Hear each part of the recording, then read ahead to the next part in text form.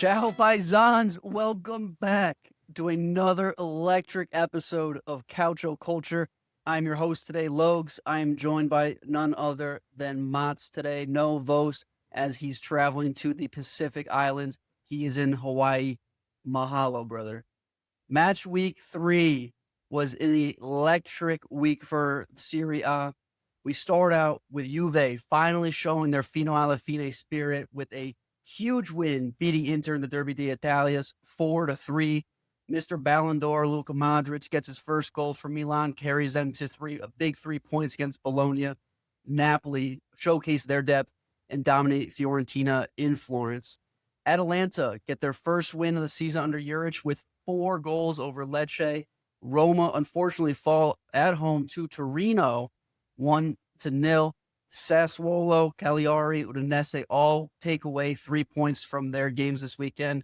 And Genoa get their first goal of the season with some late drama at the lake against Como. Paisans, it's great to be here. Great to be back. Mats, how you feeling? We're feeling good. We're feeling good. Fresh off of, like you said, a fantastic week of Calcio. The premier games were a very good sample. So if you haven't watched Serie A or Calcio, those were great introductions. So if you didn't see them, go watch the highlights because they were great games. So can't wait to get into this episode and cover them. 100%. No, definitely a great weekend to start being a fan of the Serie A. So definitely check in. We know one Paisan is certainly checking in, commented on our Spotify last week from our table predictions. Mats, who's our shout out for the Paisan of the week? Yep. We have an older gentleman, most likely, based off of the name on his Spotify account. We have Granddad giving a nice comment saying, "Great podcast, guys. Ever thought about doing a collab with IFTV?" And Granddad, we would love to do a collab with IFTV. Absolutely love it. I think right now we're probably a little too small, not necessarily maybe on their radar yet. However, with you guys commenting, liking, rating at 5 stars as you're doing, subscribing on YouTube, we are growing very quickly. So hopefully we can get on their radar and do a collab with them so it can help us grow. I will say that I did meet some of the IFTV guys at a in person in the city a long time ago, and they did give us a shout out on one of their episodes. It was more towards the end, but they do know who I am. I have met them before, and would love to do a collab eventually.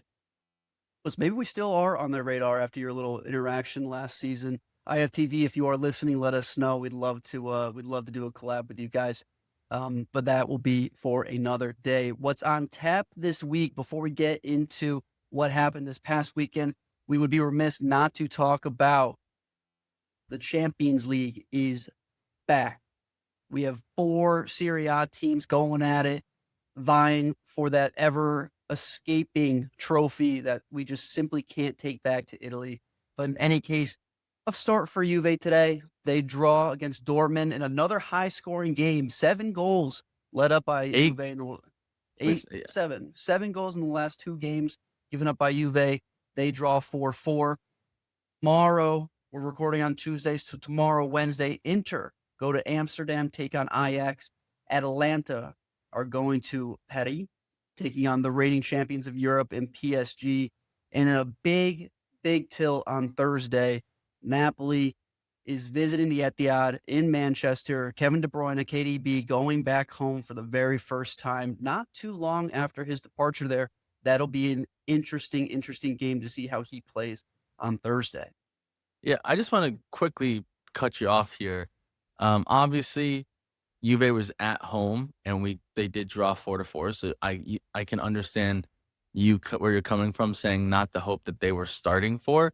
However, they were down 4-2 or 2-4 in the 86th minute, and they did earn a point and a draw. So it was not the result in terms of getting the 3 points, but you can look at this as a stepping stone in the season, as they came back from a game where last season or over the past 5 years, Juventus would have 100% lost this game.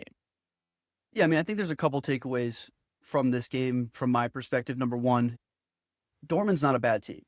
let's not get that twisted. Dortmund is a very good team, perennially one of the top 4 teams from the Bundesliga, and have made some great signings over the summer. A lot of players have been developing well for them. So I'm not going to say that this was the easiest game to start out on. Number 2, this is a very young Juve's first time since very early into last season playing in another competition outside of Italy.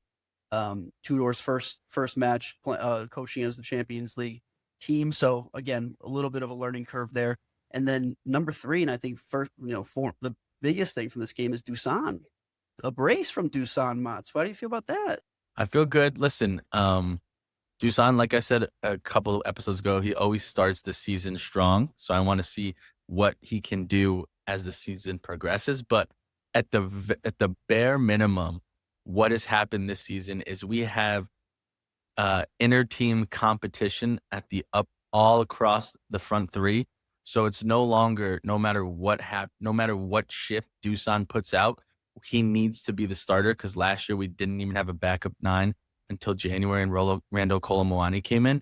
So now we have Jonathan David, we have Luis Openda, we have Zagrova, we have Yildiz. We have a bunch of different options and can play a bunch of different formations. So now it's like, hey, Dusan, if you're not going to perform, you're not going to play.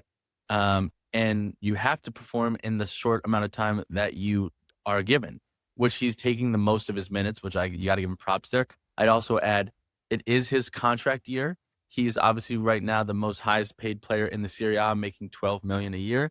We have noticed on this podcast repeatedly, he probably does not deserve that contract right now.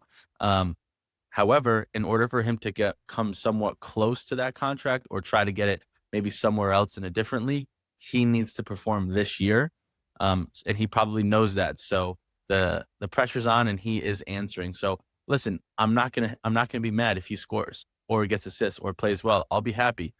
We'll keep that inner competition going. Hopefully Dusan can keep performing, but you love to see him on the score sheet. You love to see him getting confidence and making the most of his minutes. Love to see it.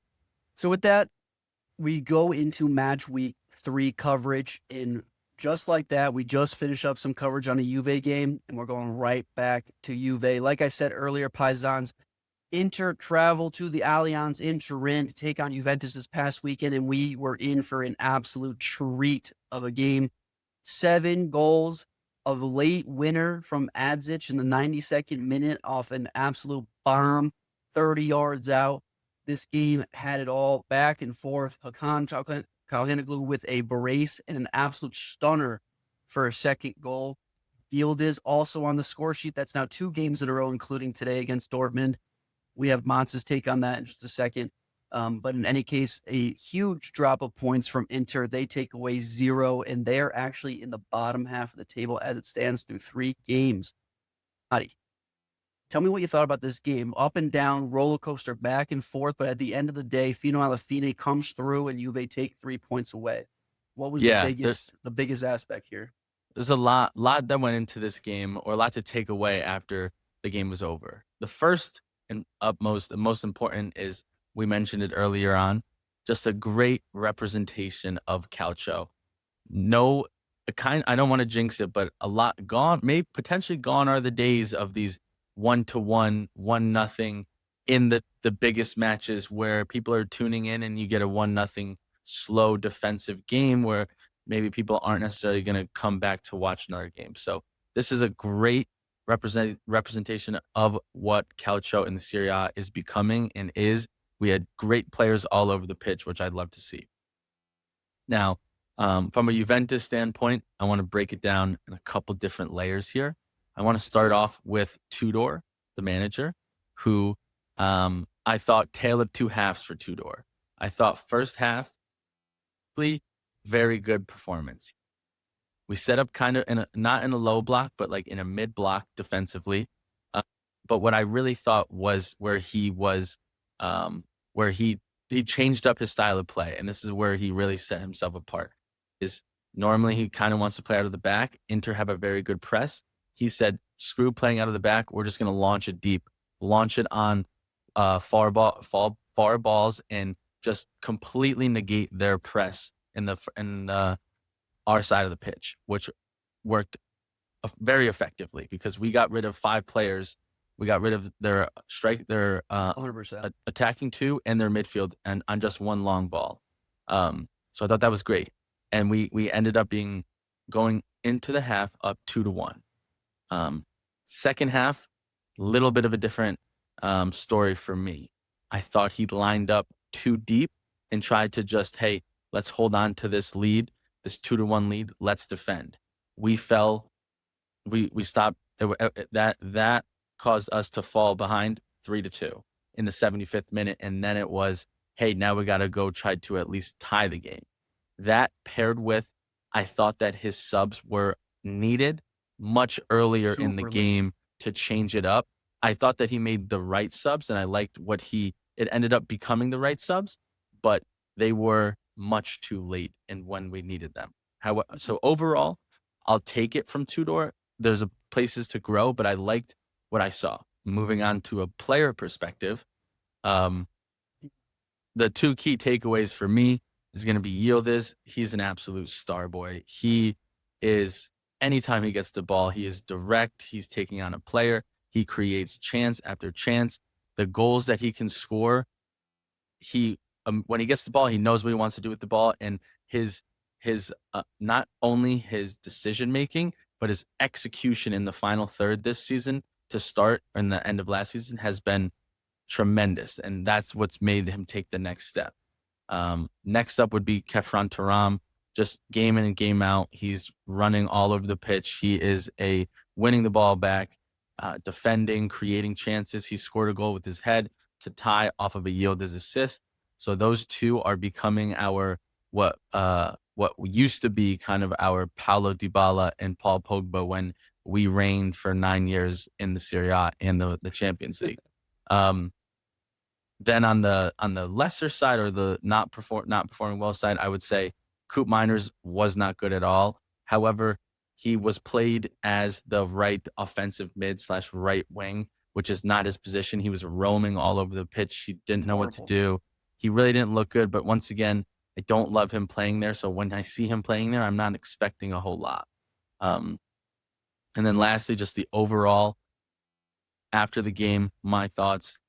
I saw a team that showed belief, that showed spirit, that never gave up, that had the Fino alla fine, which I have not seen since the last time Juventus has won the Scudetto.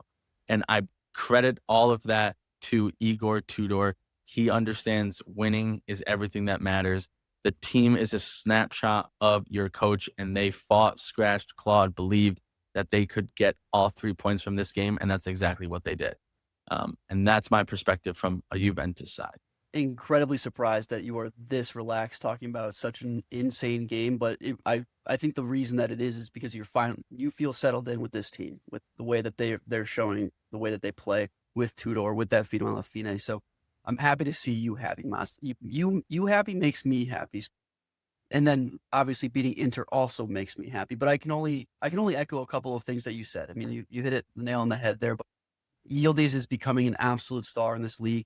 You can really see it. Like physically, he's filled out. You've seen him become from a boy to a man, like, through and through. Way more confident this season. Way more direct. Knows exactly what he's trying to do and is effectively converting on all of those chances.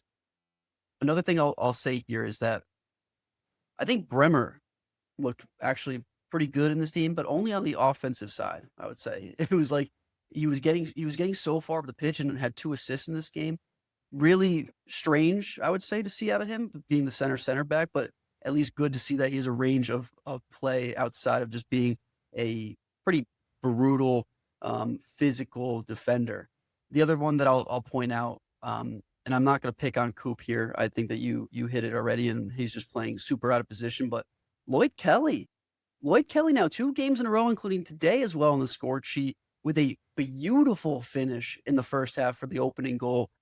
Is Lloyd Kelly coming up your likability list, Mons? Yeah, listen, in the episode where I broke down how I think Juventus could line up, I did give him a small shout out, saying that he has taken the step up from Newcastle to Juventus, and he has answered that call.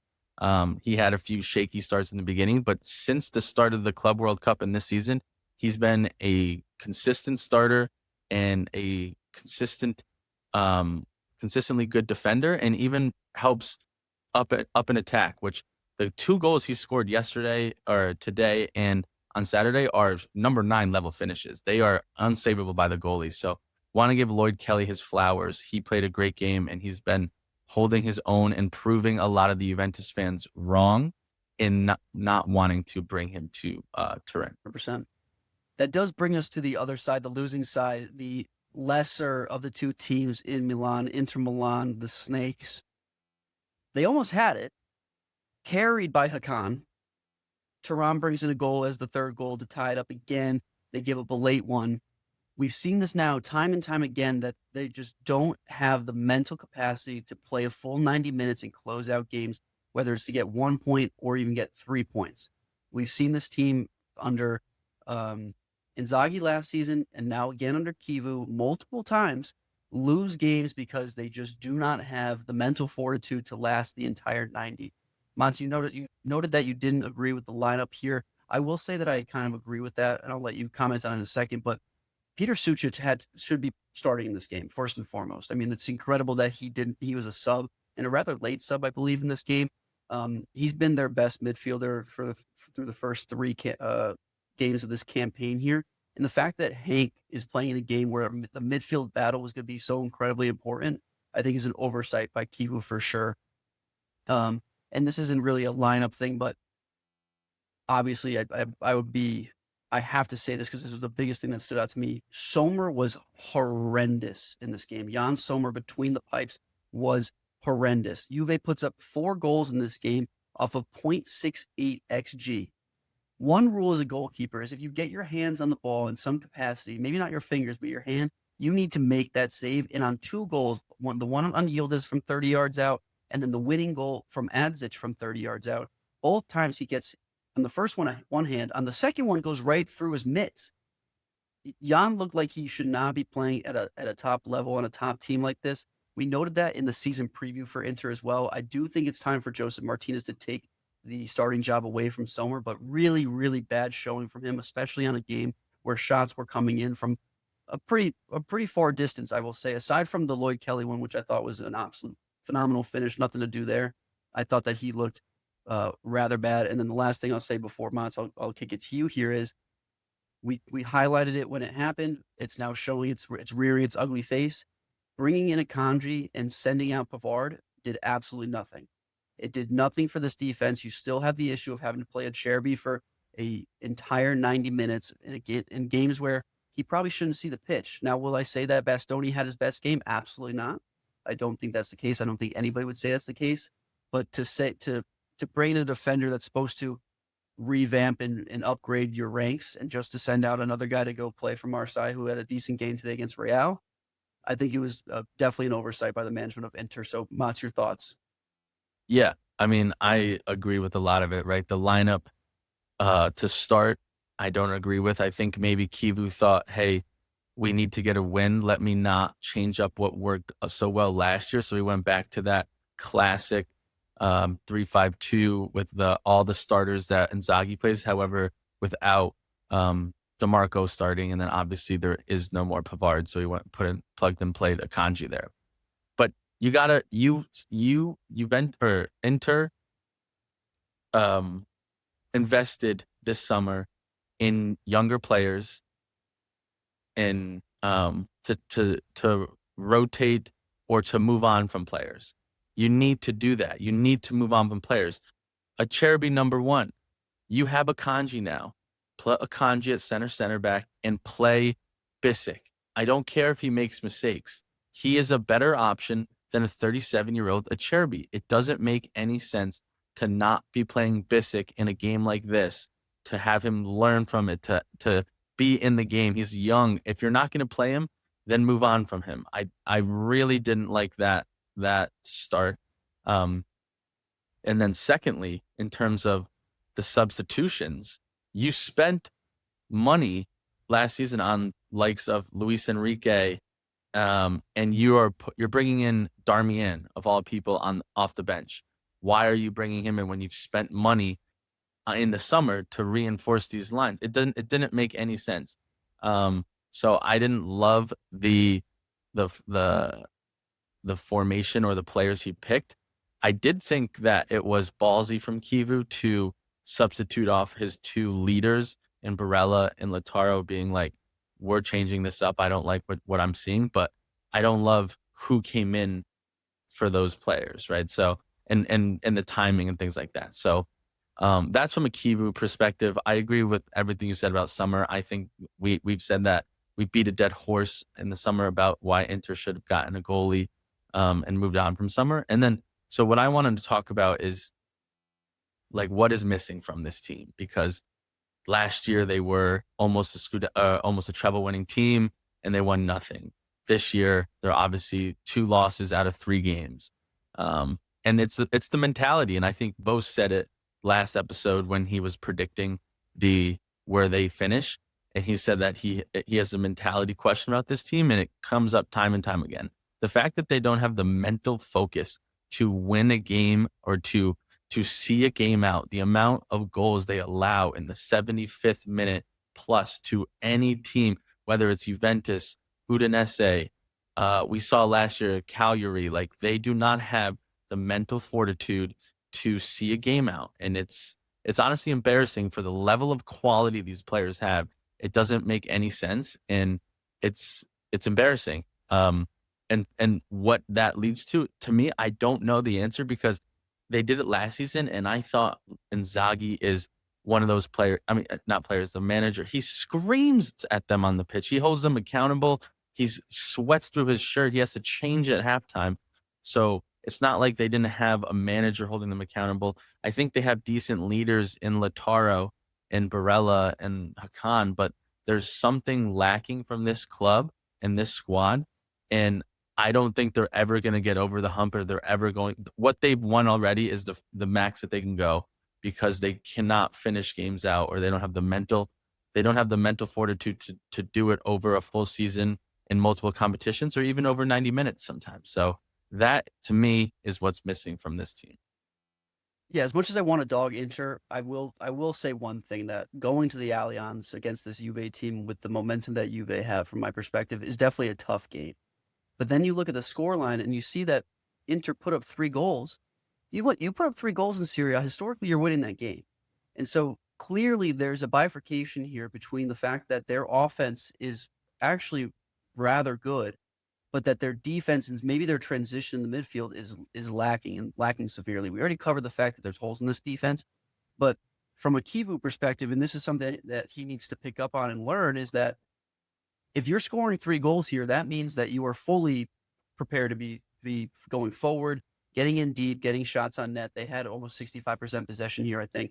But you look at the lineup, and Dumfries is your wing back on the right side. He wants to get forward. Barella, as much as people say that he's a box to box 8, which he is, I'm not going to lie, he wants to get forward, right? Mkhitaryan is a 10 traditionally. He wants to get forward. Hakan putting 2 goals in the net here, obviously getting forward. So there's very little support on the backside, especially if Bastoni is another guy who likes to get forward from the center back position. You're leaving a Cherby and a Kanji back there with Carlos Augusto, who may or may not be supporting it when they're getting forward, leaving a lot of holes in that backside, especially when Sommer made 0 saves this game. So I think that they need to tweak this lineup. They need to use the younger guys. They need to get out some of these stale positions and allow for a fresher start, and to get a little bit more, and to get much more focused, because that's where I think they can fix the defense. Is not so much in the skill level, because these guys have been there and done that, like we like to say. It's the fact that, and we beating the dead horse, but we have to beat it, because this Inter team has the talent to be a Scudetto contender, but the way that they are playing, the way that they look right now, is not anything close to that. Yeah, and I just want to quickly say one more thing, and then we'll move on to the next game. And it goes something I just forgot to mention about the mentality. And I think you could see it clear as day in Marcus Thuram scoring a goal to take the lead in the 75th minute off of a corner and a header. Didn't celebrate at all. I can understand, maybe he wanted to have respect for his brother, respect for his father, who like is a Juventini, he played for Juventus. Didn't celebrate at all. Fast forward, Thuram scores his brother Kefran Thuram scores the equalizer, also on his head. Did see this. And Marcus Thuram is laughing. He's like happy for his brother, which I I get that you're happy for your brother, but you have a task at hand to win a game against a rival, and that shows right there mentality. One of your best players, one of your strikers that plays every game if he's healthy, is laughing and not celebrating. Like when Kefren That is so Turam true. scored the equalizer, he went berserk. And he As you was should. he was patting the badge, he was kissing the badge. He did the same exact celebration that his brother did, the little um kind of point to your head and your arm. He showed the back of his jersey but it was so much more passion. The mindset was there. With Marcus, it wasn't there. And I think it goes back to what I said, mentality, question marks all around this team, the management, the locker room, everything. Sure, for sure. That does bring us to a team where there are zero question marks about the mentality. We are going to Florence here. Napoli brought it to Fiorentina at the Stadio Franchi. They score 3. They give up 1 late. I think Moise Kean scored that goal. Correct me if I'm No, wrong. no, it wasn't Moise Kean. It was somebody else. Was it Piccoli, maybe? If it was Piccoli, that'd be great. But in any case, Napoli continuing on the roll, It continuing was on the run. Ranieri. Ranieri, the center back, puts it in for Fiorentina with, I will say, a very late electric effort from Fiorentina. But Yeah, in they any made a case, push. they did make a push, which we love. We love teams not giving up, which we've seen a lot. What I will say here is, though, Napoli are continuing on the run that they had from last season. They look like they have not skipped a beat. If anything, they've gotten better, which we do know from their roster. They have certainly gotten better. Conte seems to be in midseason form with the way that this team is shaping up. And KDB, again, the old lads are coming into Serie A and taking over. This Napoli team certainly looks scary. There's a reason that all 3 of us put them at the top of the table in our table predictions. So, Mats, from your perspective, what is this Napoli team even do? Is there anything they're doing wrong at this point? No, I mean, definitely not, right? Like they're rotating their squad. Vanya got the start. I know Moret maybe picked up a knock, but they're rotating their goalkeepers. They had a brand new pairing in their center back position in Bukama and Bongiorno, um, which we haven't seen before, and they played fantastically well. Bukama got a goal. Bongiorno scored the winner last game. They had Di Lorenzo's been kind of their one guy that they haven't really subbed out in terms of their back line. Spinazzola got to start this game, looked incredible, got an assist. Um, and he's been riding with this 4 midfield, this 4-1 with Labaka, Zombo, De Bruyne, and Scott in the midfield. And there is just class all over the place in that Mhm. midfield. And if you're winning the midfield battle, you're winning the game 9 out of 10 times. And Napoli have class all over their midfield, and they got guys that could do it all in those 4. Labaka's a pace setter. Regista controls the game. Zombo, box to box beast, will win you the ball and can score and can get on the final ball in the box. Kevin De Bruyne can do the pacing. He can do a little bit of everything. He can pace. He can put the ball in. He can score. He can shoot from deep. He can create. And then we all know what Scott McTominay did last season. And so they really have class no matter where they turn. And just another player that got their debut that allows them to add to their depth was Hoyland. He got a goal. Maybe it's something in Manchester United, which we've talked about before, but Well, I mean, Napoli's definitely. Napoli's recipe is just go get all the flops from Manchester United and we'll make them good because Hoyland looked amazing this game, getting a goal.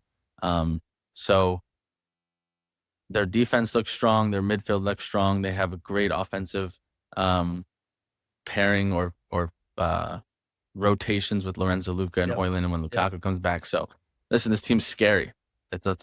It's early, and I want to see what Conte can do when he manages 3 competitions. That's coming up now. But in terms of what I've seen for the first 3 games of the league, this team is going to be tough to beat. I couldn't agree more. We talked about this on the last episode or the episode before when we covered match week 2. But again, this is their 3rd pairing in 3 games in the center backs, and they're holding it down like nothing ever changes between those 4 guys. So it's promising to see that in terms of how they're going to be able to manage those 3 games or those 3 competitions under Conte, and they don't seem like they're going to be missing a beat if they have to rotate here or there, even at the goalie with Vanya making a bunch of good saves in that last push from Fiorentina in the second half.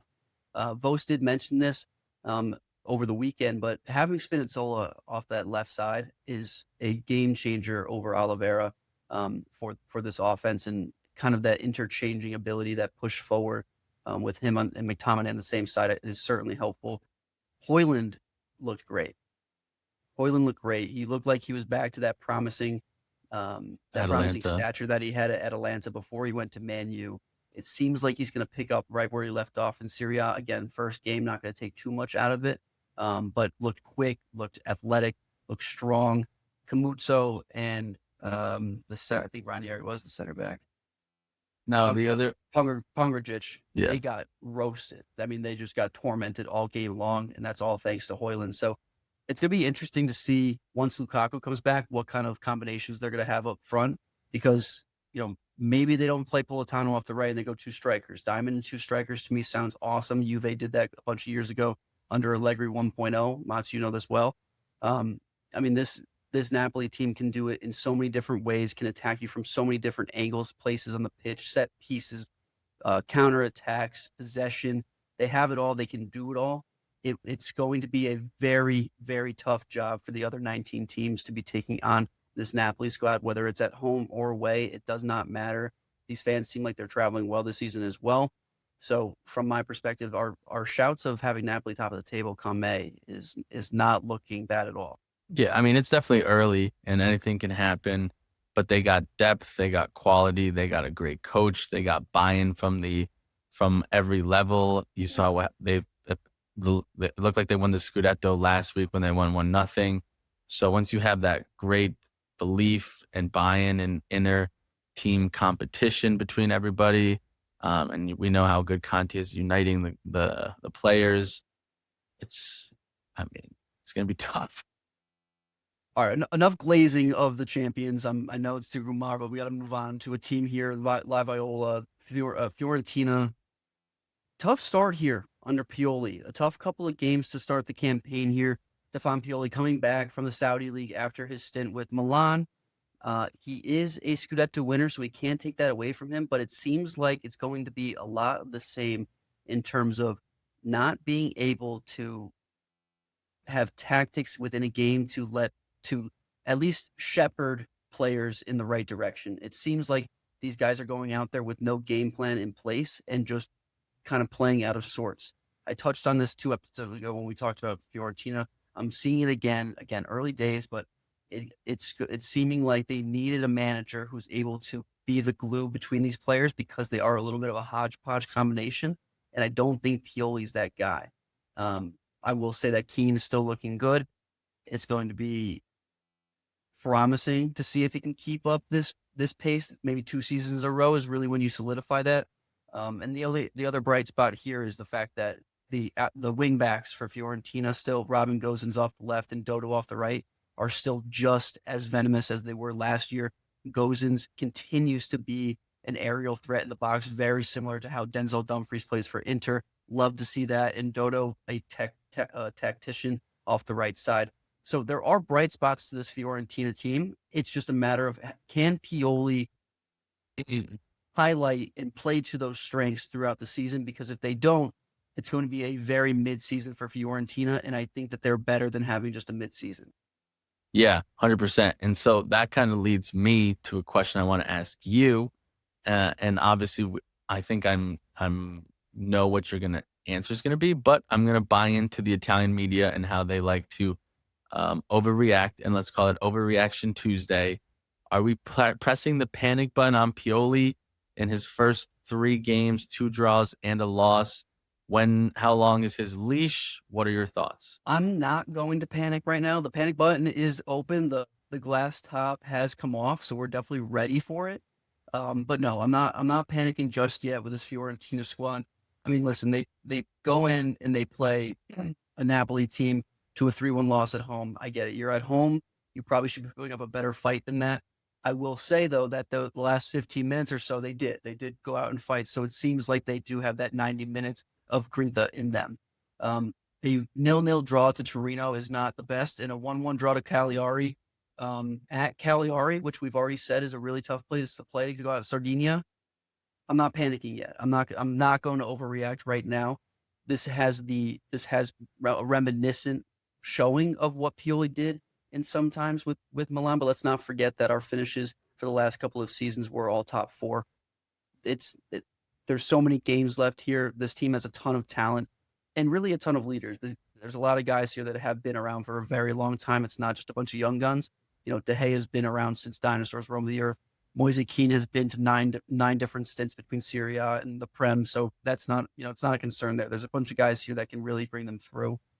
So for me, no panic in Florence, but the button is there. Those are fair answers. Fair answers. I try to be fair on this. I try to be fair on this podcast. It's my job to be unbiased as the Milan fan, in-house Milan commentator. But that does bring us to one of the best teams in the league in AC Milan.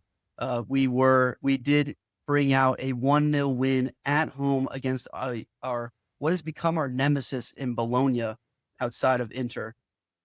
A 1-0 win, I will fucking take it. I will take those 3 points to the bank. I will shove them in a lockbox, and I'm not giving them up.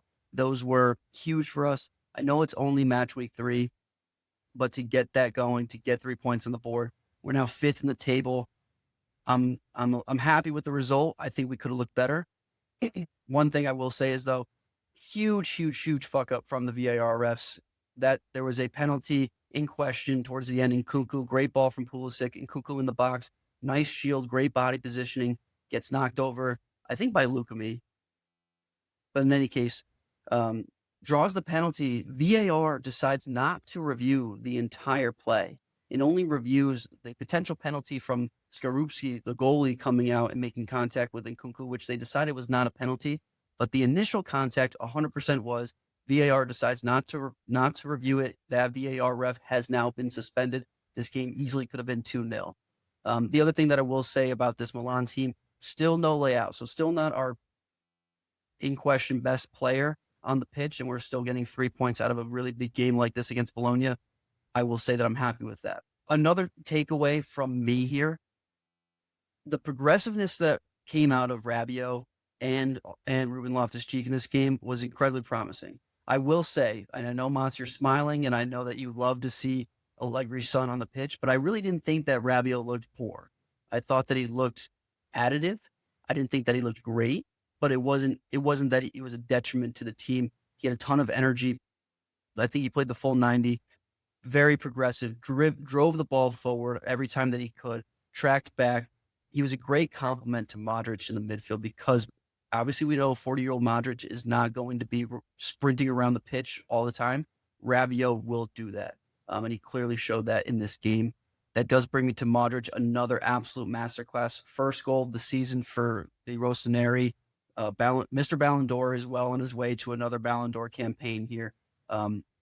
First goal, bringing up the rear. Ruben Loftus-Cheek drives the ball forward, lays it off to Salamaker. Salamaker's off the right.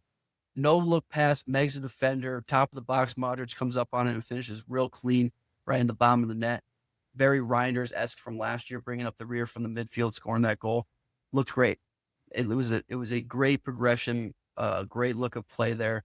It looked like the team kind of knew what they were wanting to do there. So very happy with that. Mats, your thoughts on Modric? I mean, that's what I said in the season preview. He is going to carry your team, whether it's scoring goals, whether it's creating, whether it's pacing the game. Every time you watch a Milan game, now that Luka Modric's on the team, you can see there's a reason why he's got 6 Champions League and he was on Real Madrid for like 12 years. He is a step above the rest on the pitch. And I'm happy to have him in the league, even though he is 40. Sometimes I get frustrated when Serie A brings in older players. Luka Modric, I'm not mad about. I'm happy he's in the league. Happy we can watch him every week. Yeah, I think another thing from this game for me that made me a little happier, our defense looked good. We give up 0 shots on goal, which is really helpful when Mignon, made of glass and paper, goes down again with another lower leg injury. Doesn't seem to be muscular, but obviously came off. Terracciano has to go in net for most of the game there. But again, no shots on target from Bologna. That low block seemed to frustrate them to the high heavens. Castro couldn't make anything happen. Orsolini couldn't make anything happen. finally they're seeing the detriment of not having Endoy in this lineup, somebody who's not going to be creative and direct. So I think that that's one thing to watch from Bologna. Couple more player highlights here because I need to touch on them. And Kunku looked promising. Really need to see more. Again, comments out of Allegri saying that he only has about 30 minutes in his legs and he's way behind on fitness, which is really tough to see.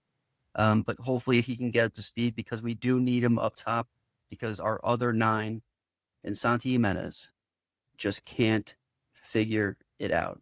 Another game, another horrible performance from Santi. His first touch was off. His finishing was horrible. He had one clear through play where his first touch failed him. He tries to recover and he takes a shot that goes out for a throw in. It's just inexcusable. And so, I think the even more glaring one was he dribbled by the goalie, had an open net, and hit the post. Right, because he just doesn't have it. He doesn't have that feel. He doesn't have that confidence. He doesn't know where he is on the pitch, and you need to have that as a 9. So what I will say though is that actually our offense played much better than what we're seeing because Santi blew up 4 or 5 chances. And so if we did have a true 9, if we did have maybe Nkunku out there who's a little bit more in his game right now, we might have actually won this game by a lot more. But again, Santi really needs to figure it out. 2 guys that did figure it out though, Christian Pulisic needs to get healthy.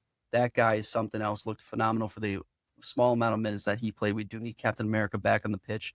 I think he could be our second best player this year behind Modric. Forget Leao. I don't know if Leao's gonna get back into this team as quickly as he needs to. But then the one shining glaring thing is Samuel Ricci needs to fucking play. That guy needs to be on the pitch. He's a game changer. I heard from a bunch of fans over the weekend after this game say how much Ricci made this team look so much different, and I think it's incredibly true. The fact that he's playing and can complement next to Modric and learn from Modric, it's already progressing. You're already seeing that come true. He needs to be on the pitch. Fofana, it should not be seeing any grass unless it's garbage time or we need some legs on the field. He looks good. What I saw from Ricci playing in not his main position as well impressed me. He almost had a goal. He hit the post, but just obviously he came from Torino where he played as a regista, the low-hanging midfielder. Modric said he wants to play in that spot. You do what Modric says. Ricci's going to have to adjust a little bit, so I was interested to see how he would translate. He played extremely well and was very, very progressive next to Modric. So very promising to see that and definitely need to get him more minutes. He has to play. Has to play. Cannot have him rot away.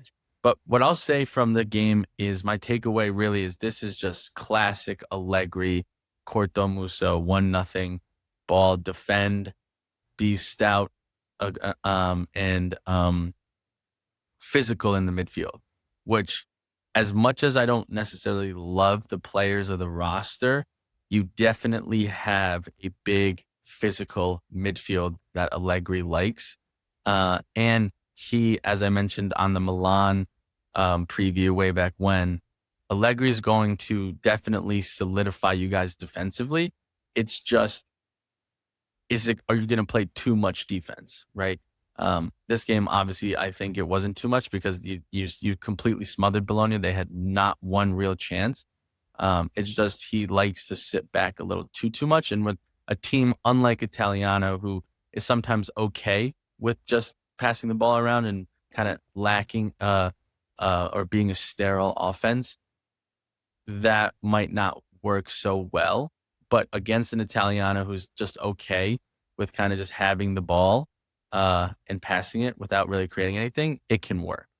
But this was a great managed game by Allegri.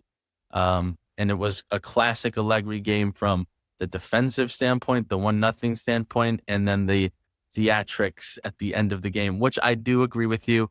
Definitely a PK and understand why he's flipping out.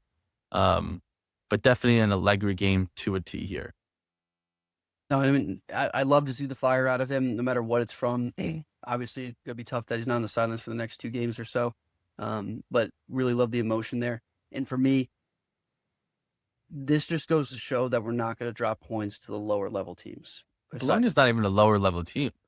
I'm saying that this play style, the solidity, the ability to get comfortable in that low block is showing that we're not going to drop points. And Cremonese is going to be in 11th this season, so I'm not going to call them a lower level team, but at least we're going to get those 3 points from the bottom half of the table for the most part. From a Bologna perspective, we don't have our in-house Bologna lover. Vos is again on vacation, but he did send some messages, wanted to say that he's a little disappointed in Italiano and how he was inflexible in this game. It just wasn't working in the first half again, and it didn't work in the second half. Just no creativity, no ability to get any shots, any threatening offense going, and then no ability to adapt, be flexible in the second half, make changes at halftime. It seemed that he was trying to run through a brick wall, and it wasn't going to work. Going forward, definitely need to see a little bit more creativity, a little imagination out of Italiano to get this Bologna team to work at its best, no matter what the other team is doing from a play style perspective. Yeah, I mean, it was a pretty boring game from their side. They didn't really have any standouts. But before we move on, I just want to quickly go back to what I was saying about Allegri. From now on, like you need 4 things for an Allegri game to be an Allegri game. 1-0, very defensive game, get dominated in possession, and Rabiot plays 90 minutes. It just seems like that's going to be a lot of games this season. So that remains to be seen. But again, big 3 points for Milan. Very happy to be moving forward in 5th at this point in the season, especially after getting 0 points against the stout Cremonese in the first game. That does bring us to Torino, goes to the Capitale, takes on Roma, and squeaks out a 1-0 win. Romanistas, what is going on? What is happening? I'm not going to say that I'm a Roma hater, but maybe Roma's not the whole kit and caboodle this season, Motts. I don't know. Listen, they're in 6th place right now. Obviously, this is the first loss under the Gasperini era. I think that even though they did win their 2 games prior to this, it wasn't what we necessarily might have all anticipated, because knowing what Gasperini came from in Atalanta and them scoring goals and flying high, where Roma's first 2 games were 1-0 and 1-0 against a Bologna squad that is solid, but a Pisa squad that we think is going to get relegated. And then a Torino side that we saw get dominated 5-0 by Inter, and kind of struggle in their second game as well. And then they don't score. So listen, they're not hitting the ground running under Gasperini. But that's not that uncommon, right? It's a new manager. Yes, it's a similar formation, but different parameters of which they're going to play that formation. And they need to get accustomed to that. They need to figure it out. And it's slightly a different group. They have the core players still the same, but he's kind of refusing to play Dovbyk, which we're going to talk about in a little bit in terms of a lineup standpoint. But he's playing Evan Ferguson, so he's a new guy that has to be integrated with the team, right? He's playing. They just need a little bit more time to gel, I think, under the Gasperini system in order to kind of hit their gear to take off. And they're still not in a bad spot in 6th place, only 3 points behind first or 1 point behind second. So listen, I think that they should have won, especially being at home, especially being Torino. And I think that they need to start scoring goals, but it's okay that you stumble in the beginning, right? The first 10 games of the season, like I always say, is not really real. But with all of that said, now getting into the lineup that Gasperini Let's talk about that lineup. It was absolutely out of this world. Yeah. So, I mean, for the first time, we did see Dybala start under Gasperini from the start. And Gasperini kind of deployed a new system. It was rather than the 3-4-2-1 that we're so accustomed to seeing Gasperini deploy, he went to a 3-4-1-2 with, I'm going to butcher the guy's name, but Awinawe. Elinawi, playing as like a false 9. It didn't work. Didn't work. And my thing with that is you have 2, not 1, but 2 of like, just when you close your eyes and imagine a number 9, big, physical, good in the air players in Dovbyk and Evan Ferguson. Why are you trying to play a false nine with a midfielder, attacking midfielder who's not a nine. Um, that's my number one, and then number two is Dybala. Well, first he was taken off in the 45th minute or the second half. I think he got injured. He's gonna miss a couple They get weeks. injured. Gasp Gasparini can't figure out. I mean, granted, it's new still. It's only 3 games in, but it seems to be that same unsolvable puzzle with Sule and Dybala. How do we get them to play together? I thought Sule had a good game, but it's never both of them having a good game. They're never playing good together because they are basically the same player and they play in the same position, and it doesn't work. So Gasparini's dealing with it. We saw De Rossi couldn't figure it out. Juric couldn't figure it out. The one that really sort of did figure it out is Ranieri, but I still don't think it got the most out of both of them. So that seems to be an unsolvable puzzle. But then you pair that with Gasparini trying to outsmart or be the smartest guy in the room and play this false nine when you have two real nines. It didn't work for me. Yeah, it was definitely a bit weird to see Gasparini stray from what he's really known for, because no matter what, it seemed to be that he would fit into that same 3-4-3, 3-4-2-1 formation, game in, game out, no matter who was playing at any of those top three positions. So definitely a little weird for him to stray from that. Good for him, I would say, to notice that it wasn't working. Obviously, makes those changes at half, whether it was for injuries or not. He did bring in Evan Ferguson at halftime to play that more direct nine position. I will also say, finally, seeing Pizzilli and Baldonzi play this game was helpful, but just couldn't get it done. Not enough firepower in the second half from Roma here. And to Torino's credit, way to stick in, way to get a goal. The full first half seemed to just be kind of a deadbeat game. And then second half comes out, Giovanni Simeone, my fucking dog, who's an absolute trash bag up at striker, turns over and looks like he's back at Verona from years ago. Player of the month, 6 goals in like 5 games, 4 games. Absolute stunner of a finish. Looked like he did take a couple of steps forward there. But for me, Roma can't have this. I know it's early. I know it's early days, but can't drop points like this. I would say it about Milan. I'd say it about Inter. I'd say it about Juve. Like this is a team that got absolutely obliterated by Inter just 2 weeks ago, 3 weeks ago. You can't have this, especially at home. So I agree with that. But just to take it to Torino very quickly, and Mats, I think you made this note. Baroni, good manager, no doubt about it.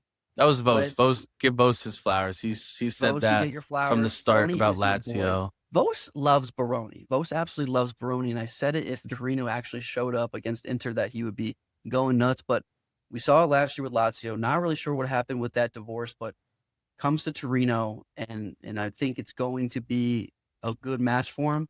Question marks around a couple of their signings, especially Ngonge from Napoli, playing off the right with Vlasic playing off the left. Very underwhelming performances through the first 3 games. So remains to be seen if Torino can keep up in games that they're only scoring 1 goal. Maybe they get a lot of draws here and they're mid-table, but That's I what think they that this normally says do. So I think this says a lot more about Roma going forward. And to be honest, Gasparini's going to learn from this very quickly. I think this is going to be a small blip. Again, can't have it, but he'll learn from it. He'll make the changes, and I think that this Roma team is going to come out firing in their next game, especially playing the next team that we're going to talk about at home in the Capitale against their hometown rivals, and that is Lazio. Lazio also dropping points this past weekend against the boys in green. Sassuolo come out with a 1-0 win.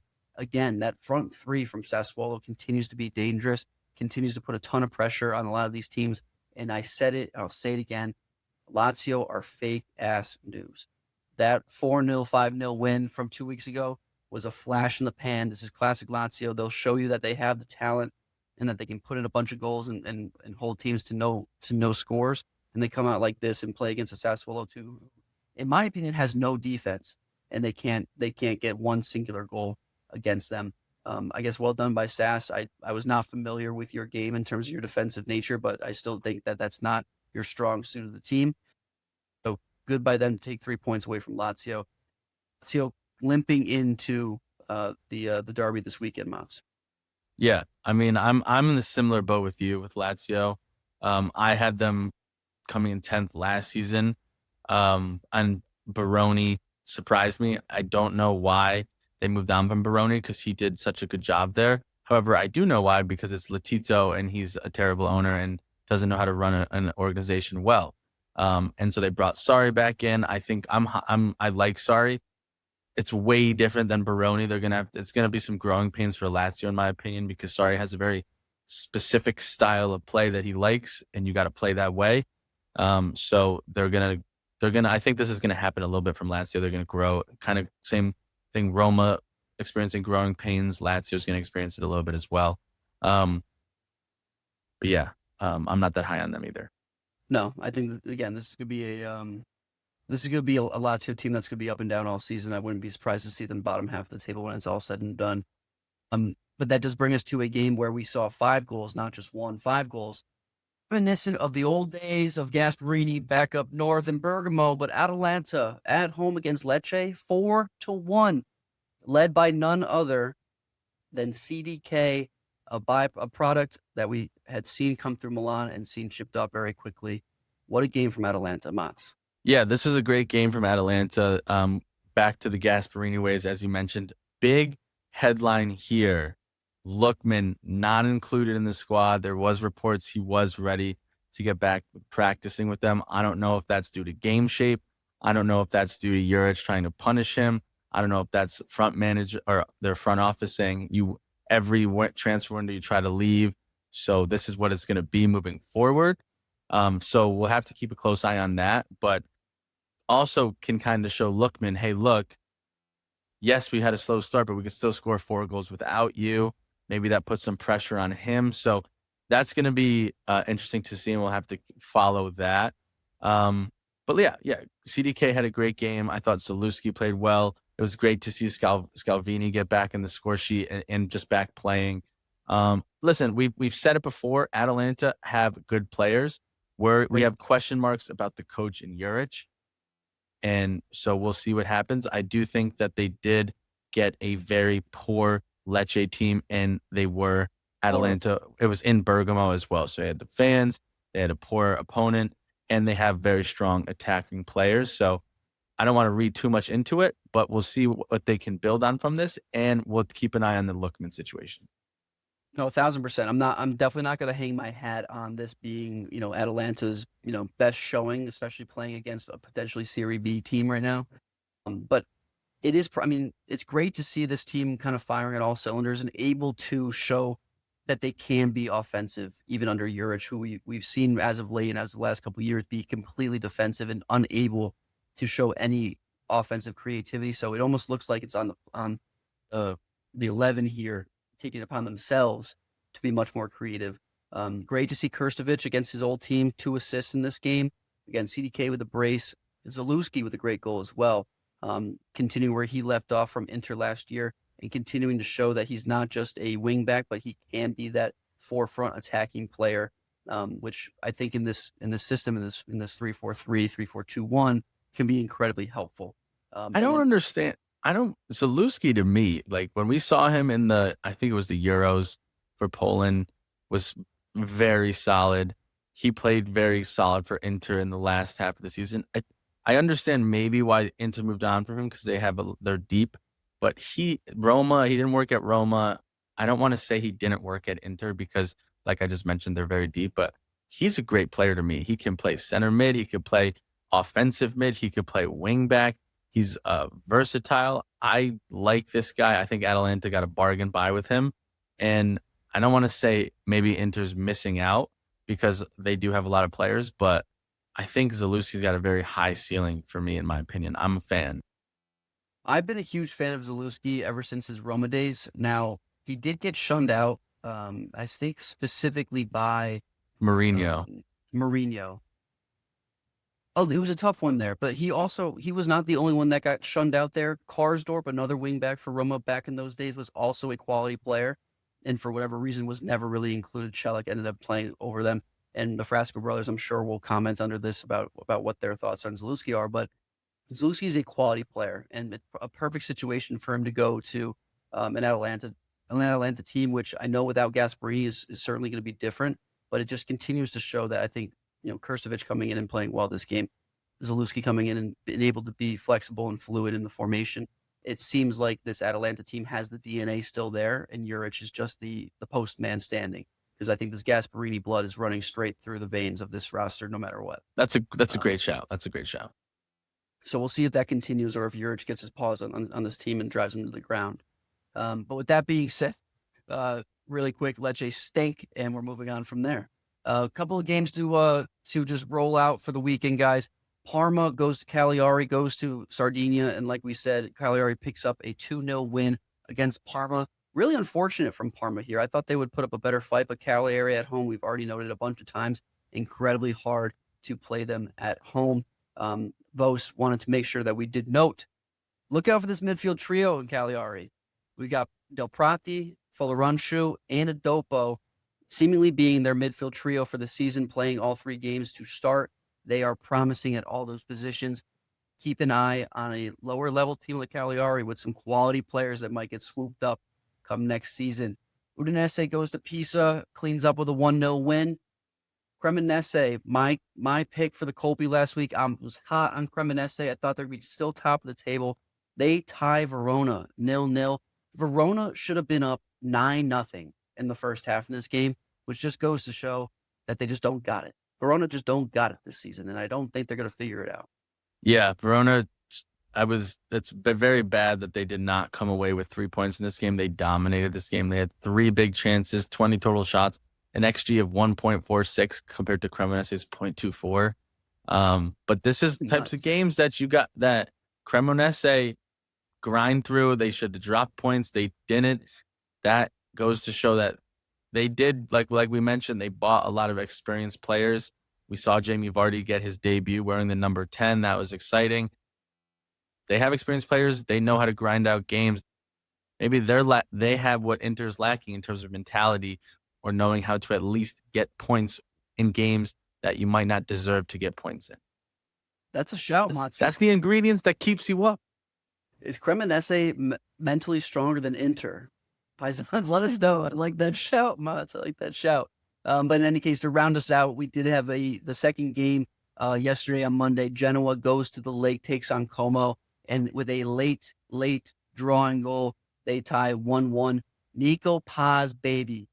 Nico Paz, baby, continues to pick up where he left off last season with an absolute stunner off the left, 30 yards out, off the spin. I mean, this guy can do it all. He continues to show why he was so sought after this past summer. 70 million valuation from Tottenham. Como say, fuck no, get the fuck out of here. We're keeping our boy. I mean, this guy is awesome. But unfortunate from Como. Yeah, Nico Paz obviously is he's must-watch TV. Having him and Yildiz in the Serie A, both under 21, is fantastic. It does amazing things for the league. So happy that he's in the Serie A. Como, if you want to take the next step in terms of becoming a team to push for a European spot, which we all think that they can, the money that they invested over 100 million, you cannot tie this game. You're at home. You have the lead. I believe you have the lead in the 90-plus minute, and not even that. You can't give up the red card. Let me take a step back. Right. You can't. You need to keep your head to not give up the red card. Keep 11 men and defend your lead, and then win the game. You get the red card, and then shit hits the fan, and then you lose the 3 points and you tie. You can't do that if you're looking to take the next step. With all that said, I want to give the credit to Genoa because I think that they deserved a point out of this. They played them very well. But you have Nico Paz for a reason. If you're Como, he can create something out of nothing. He can win you 3 points out of nothing. And then you just got to do your job to see it out. You didn't do that. This is a area where Fabregas has to teach the boys. They got to learn from this if they want to make that push that they're looking to make. 1,000%. And that's something we saw from Como last season. So we definitely need to see them take a step in that right direction. And I think that they will, hopefully finishing again in the top 10 this season. That rounds out match week 3. Players of the week from Calcio Culture this week. Motts, I want you to start us off. Yeah, mine is from a lower level team, giving a center back a shout out here. We are going to where do they play again? Sardinia. Cagliari. Cagliari. Cagliari's in Sardinia. Yep. Yep, we're going to Cagliari, and we are the player. My player of the week is Yerry Mina. I think he's been in this league for a while. He has 50 total appearances. He is a starter for Cagliari game in and game out. We're gonna just focus on this week though, because I'm not doing a player highlight. He had a goal. He had 8 clearances. He had a block shot. He had 96% pass accuracy and 66 touches. He was all over the pitch. He is also looks exactly like John Lukumi. If you've ever seen them, they look like twins. But listen, he's a very good player. He's about 30 years old now, so getting up there in age, but very strong. Keep an eye out for him when you watch a Cagliari. I will say, Motts, I think that half the reason that he's your player of the week is because you realized he looks like John Luka May. So Yeah, I shout out, was shout looking at him. out I to was like, this Yerry is Mina. literally his twin brother. They do look incredibly like Yerry Mina, unfortunately, with a terrible hairline compared to Luka May. So take a look at that, Paisans.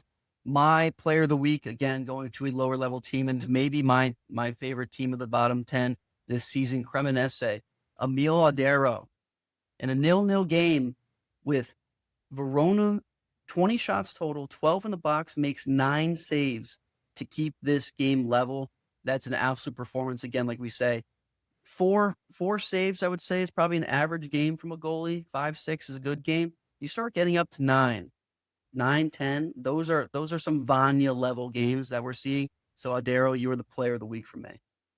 Yes, and Vos obviously on vacation. His player of the week that I just made up for him because we didn't ask him, because this player needed to win player of the week, is going to be CDK. Logan touched on him. Charles de Ketelar. Yep, Logan touched on him on the Atalanta highlight. He had 2 goals. He had 58 touches, 6 key passes. He had a great game. He on SofaScore he had a 10. Perfect 10. A perfect 10 overall, which is tough to do. So I felt like he needed to be on this list. So I didn't even ask Vos, and I'm saying this is Vos's player of the week. I'm sure he won't be mad. That is his team in Atalanta. So you could have picked anybody in Atalanta, Bologna, Torino, or Cagliari, and you would have been fine. But with that, Paisans, we do look ahead to match week 4. Again, like we said, we got a couple of Champions League games this week. Definitely tune in. But coming up this weekend, we've got the Derby, the Roma Derby, Lazio, Roma, Stadio Olimpico. Going to be a great game. That game, is that the game that's at 6:30 in the morning? Roma versus Lazio is at 6:30 in the morning on Sunday. Yeah. Tough. 6:30 Eastern time, Paisans, if you're into that kind of thing on Sunday. We do have Como at Fiorentina. That's a good Cagliari. game. Yeah, that's a great game. Definitely tune into Como Fiorentina. I can see that being a 2-2 draw. You heard it here first. Cagliari is going to Lecce. That should be an easy dub for Cagliari. Genoa at Bologna, I think, is an incredibly interesting game, too. Patrick Vieira seems to get results from this Genoa team, and Bologna coming out of this Milan game, not looking too strong. We'll see how that game goes. Juve is going to take the belt all the way to Verona, belt to ass, coming up this weekend. Milan is taking on Udinese. We never play Udinese well. This is going to be a 1-1 draw, I feel, which is unfortunate. Parma going to Cremonese. Atalanta going to Turin, playing Torino. Swallow is going to San Siro, playing Inter. And to round us all off, Napoli, Kings of Monday. They always seem to play on Mondays. They get Pisa at home. That should be an easy 3 points for the top of the table team here. I like the crystal ball you had going on there. I wanted you to continue. Listen, I am the king of the crystal ball. I did make that game. If you guys are interested, Paisans, let me know if you want to just do a weekly prediction here. But I got a couple up my sleeve, Motts. Don't sleep. Don't sleep. Yeah, I liked it. I'm gonna go back and listen after the results, see how you were right or wrong. But before we get to everyone's favorite segment, I did want to quickly there was some news today coming out of Milan, in that the mayor has confirmed an agreement has been reached to sell the stadium. San Siro is being sold. It needs to be ready by 2031 because UEFA won't consider the San Siro for the Euros. Why I don't know. I assume probably because it's old. It needs to be updated. So this could finally mean a new era for Milan and Inter. Not really sure what that looks like. If they're going to do different stadiums, if they're going to still share, what the San Siro will be afterwards. But it has been announced that the mayor has confirmed an agreement has been reached to sell the stadium. Right, and I'm glad that you brought that up, Mons. I will say that the last domino to fall here was that the San Siro was supposed to host the 2027 Champions League final. That has now moved to the Metropolitano, which is Atletico Madrid's home stadium. This was kind of the last straw. The teams, the city, they really needed to do something here to get back in the mix, and especially with the Euros coming up in 2032, San Siro, Milan needed to be a destination. I'm glad that they're doing this. I agree. I do not know if it's going to be a shared stadium, if they're going to refurbish San Siro, if they're going to go two stadiums, who knows? But definitely time to move on from this absolutely legendary venue that we have had the pleasure of visiting now twice. Glad we went. So glad we went. Glad we went before they knock it all down. But with that being said, everyone's favorite segment of the week. Colpy this week. Last week we were trash. I think we only hit one leg. Did we even hit one leg? Yeah, Vos hit Napoli moneyline in Florence. Good bet. Napoli moneyline, good bet. That was a fat Colpy, I will say though. I will say fat Colpy. Cremonese did not show up for me, so really tough on them. Roma didn't show up for me. Roma did not show up for you. But this week we got a safer Colpy. We need to get a hit in the first 10 weeks. Last year it took us a bit of time to get there. I think we got two. I think we got two in the first 10 last. I think so. I'll have to go back and look, but maybe we try to beat that. Well, in any case, we're due here, boys. We're due, paisans. And so with that, we got a plus 569 parlay for you guys. Nice and easy this week. Nice and easy. Only plus 569. To start us off, Vos. Bologna money line minus 130. I don't know about that after my little run through there. I think Genoa has a chance here, but Bologna at home coming off the loss of Milan. Money line minus 130. Mons, who do you got? I'm pick here. What's up? Interesting pick here. We've never gone singular team overs here. Yeah, which I think is a smart pick here. I'm sticking with my beloved Juventus. They are scoring goals, 8 goals in the last 2 matches alone. That front three is extremely strong no matter who is playing. We are showing that we want to put the ball in the back of the net. So with that, I took them. We're also going up against a weak Verona team. So I took Juventus over 1.5, and it comes in at minus 115. Love it. I love that pick, especially after 8 goals in the last 2 games. They're going to keep it rolling. And I love your pick as well. I feel pretty good about this pick. I feel good about this pick. I've been talking all about Sassuolo's front three. I think they take it to Inter. My bet here, minus 105. Inter, Sassuolo, both teams to score. Both teams to score at the San Siro. Again, that's Bologna money line. Juve over 1.5 goals. And Inter, Sassuolo, both teams to score. That's going to get you $569. You bet $100. You get $669 back. But you know how this all works, paisans. You bet the Colpy. You bet all the legs singularly. You just do it for the love of the game and to make money with Calcio Culture. That's why we do it. That's why we're here. We love you, paisans. And with that, that's a wrap. Great episode, Motts. Appreciate you being here. Vos mahalo, brother. Have a great time in Hawaii. Let us know how it was. And paisans, you let us know how it was. Interact with us. Get after it on the socials. Be the paisan of the week. Get paisan of the week. It's a great honor to be paisan of the week. Thank you, Granddad, for the shout out. IFTV. We are ready for that collab. Don't you worry, but you know where to find us everywhere at Calcio Culture FC, YouTube, X, Instagram, TikTok, and of course, on all your favorite streaming websites, Spotify and Apple Pods. 5-star, subscribe, follow, comment, do it all. We love it. Motts, take us away. What an episode, Logs. I got to say, you did a great job hosting. I love Vos as the host as well. It's a nice switch up. Great episode here. Looking forward to match week 4. Thank you for sticking with us, paisanos. Do not be a gagoots, and Forza Calcio Culture.